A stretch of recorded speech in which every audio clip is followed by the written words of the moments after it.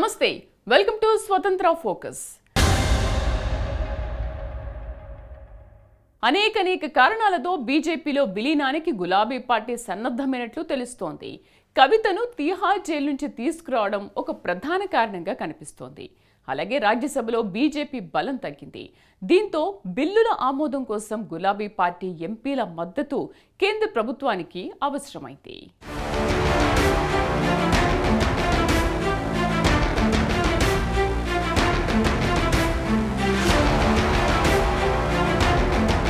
కేంద్రంలో రాజకీయాల స్వరూపం మారిపోయింది. ఇటీవల రాజ్యసభలో భారతీయ జనతా పార్టీ సంఖ్యాబలం తగ్గింది. 4 నామినేటెడ్ సభ్యులైన రాకేష్ సిన్హా, రామ్ శకల్, సోనాల్ మాన్సింగ్, మహేష్ జెఠ్మలానీల రాజ్యసభ పదవీకాలం ఇటీవల ముగిసింది. ఈ నేపథ్యంలో రాజ్యసభలో బీజేపీ సభ్యుల సంఖ్య 86కు పడిపోయింది. అలాగే బీజేపీ నాయకత్వంలోని ఎన్డీఏ బలం కూడా 101కి పడిపోయింది. ఇదిలా ఉంటే ప్రస్తుతానికి రాజ్యసభలో ఇండియా కూటమి ఆధిక్యతలో ఉంది.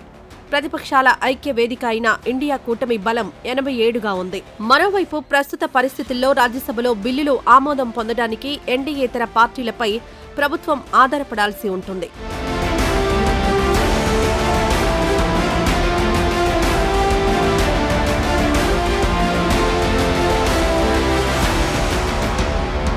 ఒడిశాకు చెందిన బిజు జనతాదళ్కు 9 మంది సభ్యులున్నారు.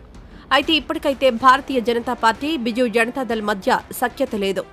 అలాగే 4 రాజ్యసభ సభ్యులున్న తమిళనాడుకు చెందిన అన్నాడీఎంకే కూడా ప్రభుత్వానికి మద్దతు నిరాకరించే పరిస్థితిలో ఉంది. ఇదిలా ఉంటే 11 మంది సభ్యులున్న ఆంధ్రప్రదేశ్లోని వైఎస్ఆర్సీపీ కేంద్ర ప్రభుత్వానికి అనుకూలంగానే ఉంది. కాగా రాజ్యసభలో భారత రాష్ట్ర సమితికి 4 సభ్యులున్నారు.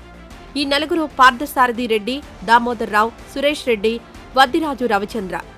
ఇదిలా ఉంటే ఈ 4 ఏదో ఒక రోజు భారతీయ జనతా పార్టీలో చేరతారన్న ఊహాగానాలు హస్తిన రాజకీయ వర్గాల్లో చక్కర్లు కొడుతున్నాయి. ఈ 4 కమలం పార్టీలో చేరడానికి సిద్ధపడితే త్వరలోనే BRS parliamentary party Bharatiya Janata పార్టీలో విలీన ప్రక్రియ ఉంటుందని భావిస్తున్నారు. ఇవాళ ఒకటే చెప్పాలి, కాంగ్రెస్ పార్టీ గతంలో కాంగ్రెస్ పార్టీ అనేక విమర్శలు చేసింది. ఇవాళ బీఆర్ఎస్ పార్టీకి సంబంధించినటువంటి కాంగ్రెస్ పార్టీలో చేరుతున్న శాసనసభ్యులు ఆలోచించాలి. మీకు ఏ పార్టీని చూసి ఓటేశారు, ఏ పార్టీ సింబల్ మీద ఓటేశారు, ఏమనంటే ఏం చెప్తారంటే నియోజకవర్గ అభివృద్ధి కోసం పోతున్నామని చెప్పి ఇది కామన్ డైలాగ్ అయిపోయింది. ప్రజలంతా అమాయకులు కాదు, ప్రజలంతా పిచ్చులు కాదు మీకు ఓటేసిన వాళ్ళు. కొంతమంది ఏంటంటే గోడమ పిల్లులక ఏ పార్టీ అధికారం కూడా టక్కన జంప్ అవుతారు. 40 నిధులు వాళ్ళ ఆస్తులు కాపాడుకోవడం కోసం, వాళ్ళ అక్రమంగా ఆస్తులు సంపాదించుకోవడం కోసం ఒక కామన్ డైలాగ్ చెప్పి ఇలా పోయే ప్రయత్నం చేస్తున్నారు. అంటే అధికార పార్టీ వాళ్ళు పిచ్చోళ్ళు ఏంది, ఏ పార్టీ అధికార పార్టీలో పిచ్చోళ్ళు ఏంది వాళ్ళందరూ. మరి ఆ పార్టీ సింబల్ మీద గెలిచిన వాళ్ళకి అభివృద్ధి ఇవ్వాలి. మీరు ఇలా పోయి కాంగ్రెస్ పార్టీలో జరగనే, ఇలా పోయి వేరే పార్టీలో జరగనే వాళ్ళు నిధులు ఇస్తే ఇంతమంది పార్టీ సింబల్ అన్న వాళ్ళు కూడా ఏంది, వాళ్ళకి ఇవ్వడానికే నిధులు లేవా, మీకే కనిపిస్తారు నిధులు. బీఆర్ఎస్ అధినేత మాజీ ముఖ్యమంత్రి కేసీఆర్ కుమార్తె కల్వకుంట్ల కవిత కొన్ని నెలల కిందట ఢిల్లీ లిక్కర్ కుంభకోణంలో అరెస్ట్ అయ్యారు. ఆమెను తీహార్ జైలుకు తరలించారు. జైల్లో అస్వస్థత కారణంగా ప్రస్తుతం కవితను చికిత్స కోసం ఆసుపత్రికి తరలించారు. కవితపై ఎన్ఫోర్స్మెంట్ డైరెక్టరేట్ కేసు నమోదు చేసింది. కవితకు బెయిల్ ఇస్తే సాక్షులను ఆమె ప్రభావితం చేసే అవకాశాలున్నాయని ఈడీ న్యాయవాది కోర్టులో వాదించారు. దీంతో ఇప్పటివరకు కవితకు బెయిల్ కూడా లభించలేదు.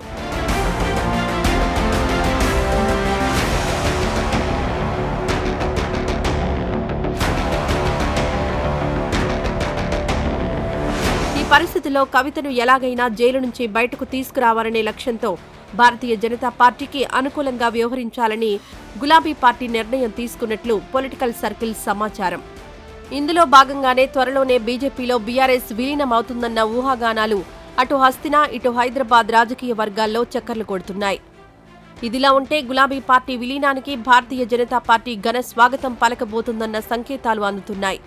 ఇందులో భాగంగానే బీఆర్ఎస్ సీనియర్ నేత, మాజీ మంత్రి తన్నీరు హరీష్ రావుపై కేంద్ర మంత్రి బండి సంజయ్ ఇటీవల ప్రశంసల వర్షం కురిపించారు.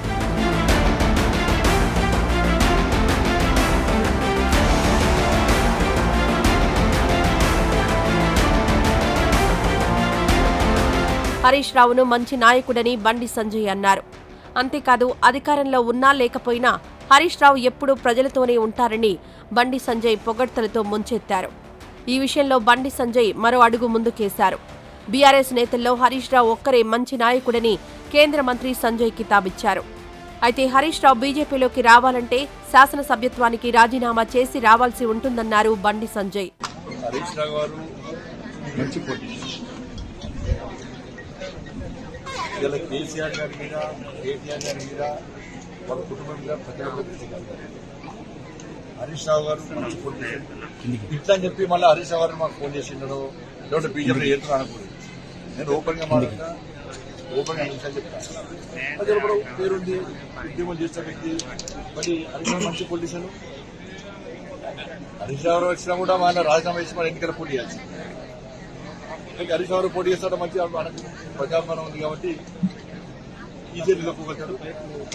మంచి పొజిషన్ ఏమనుకోండి, ఓపెన్గా చెప్తాను. ఇదిలా ఉంటే భారతీయ జనతా పార్టీలోకి గులాబీ పార్టీ విలీనమవుతుందన్న వార్తలు తెలంగాణ వ్యాప్తంగా చక్కర్లు కొడుతున్నాయి. ఇదే విషయాన్ని మాజీ ఎంపీ, కాంగ్రెస్ పార్టీ సీనియర్ నేత మధు యాష్కి కూడా మీడియాతో ఇష్టాగోష్ఠిగా మాట్లాడుతూ ప్రస్తావించారు. గులాబీ పార్టీ అధినేత కేసీఆర్ సూచనల మేరకే ఢిల్లీలో బీజేపీ అగ్రనేతలతో కేటీఆర్, హరీష్ రావు విలీనం విషయమై చర్చలు జరిపారన్నారు. అయితే గులాబీ పార్టీని విలీనం చేసుకునే విషయంలో కేంద్ర మంత్రులు కిషన్ రెడ్డి, బండి సంజయ్ మధ్య విభేదాలొచ్చాయన్నారు మధు యాష్కి. బీఆర్ఎస్ పార్టీ ఒక్క సీటు కూడా గెలవాల.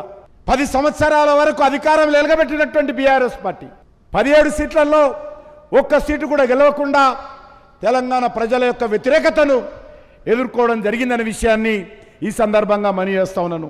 46 స్థానాలలో మొదటి స్థానంలో బీఆర్ఎస్ను, కాంగ్రెస్ పార్టీని వెనుకకి నెట్టేసి మనము మొదటి స్థానంలో ఉన్నాము. 44 స్థానాలలో భారతీయ జనతా పార్టీ తెలంగాణలో ఈ ఎన్నికల్లో 2వ స్థానంలో ఉన్నాము. ఇదే సమయంలో బీఆర్ఎస్ పార్టీ 3 అసెంబ్లీ నియోజకవర్గాల్లో మాత్రమే మొదటి స్థానంలో వచ్చిందని మనం చేస్తా ఉన్నాను. బీజేపీ 46 స్థానాల్లో మొదటి వస్తే బీఆర్ఎస్ పార్టీ 2 స్థానాల్లో మొదట్లో ఉంది. అంటే దీన్ని బట్టి అర్థం చేసుకోవచ్చు, ఈ రాష్ట్రంలో తెలంగాణ ప్రజలు నరేంద్ర మోడీ గారి నాయకత్వాన్ని ఆదరిస్తున్నారు, ఆశీర్వదించారనే విషయాన్ని ఈ సందర్భంగా మీకు మనవి చేస్తా ఉన్నాను.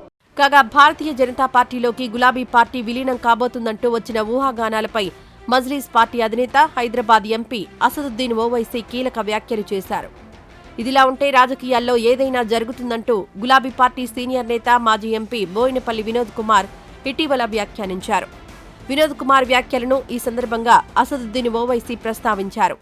तेलंगाना बन गया, तेलंगाना डेवलप भी हुआ, तेलंगाना में अभी भी कमजोरियां हैं, मगर सवाल ये पैदा होता है कि क्या टीआरएस बीजेपी से मर्ज होगी या टीआरएस बीजेपी से अलायंस करेगी।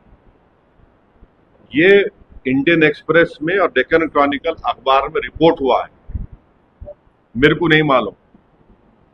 ఏదైనా జరుగుతుంది అనడాన్ని ఎలా అర్థం చేసుకోవాలని ఓవైసీ ప్రశ్నించారు. కమలం పార్టీలోకి గులాబీ పార్టీ విలీన ప్రక్రియకు సూత్రప్రాయంగా 2 పార్టీల మధ్య అంగీకారం కుదిరిందని వార్తలొస్తున్నాయన్నారు ఓవైసీ. అసలు మొత్తంగా ఈ ఎపిసోడ్పై తెలంగాణ సమాజానికి సమాధానం ఇవ్వాల్సిన బాధ్యత గులాబీ పార్టీ అగ్రనేతలపై ఉందన్నారు. మొత్తం మీద అటు మధు యాష్కి వ్యాఖ్యలు, ఇటు అసదుద్దీన్ ఓవైసీ ప్రశ్నలతో తెలంగాణ సమాజంలో రకరకాల అనుమానాలు తలెత్తాయి. తెలంగాణ రాజకీయాల్లో ఏదో అనూహ్య సంఘటన జరగబోతోందన్న ఊహాగానాలు మాత్రం హల్చల్ చేస్తున్నాయి.